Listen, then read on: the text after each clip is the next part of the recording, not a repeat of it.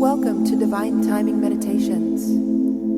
This is a verse from the Tao Te Ching. Please refer to the description box below to learn more about the Tao Te Ching and how to incorporate it into your daily life.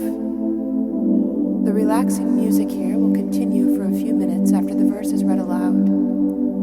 Please use this time to contemplate the verse's meaning and what it means to you. Feel free to share your experience with us in the comments below.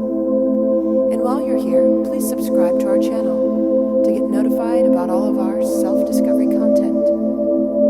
Now let's begin.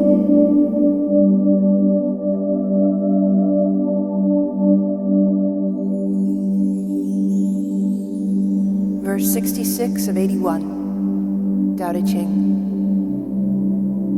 How could the rivers and the seas become like kings to valleys? Because of skill and lowliness, they have become the valley's lords. So then, to be above the folk, you speak as if you were beneath. And if you wish to be out front, then act as if you were behind. The wise man's soul is up above, but is no burden to the folk.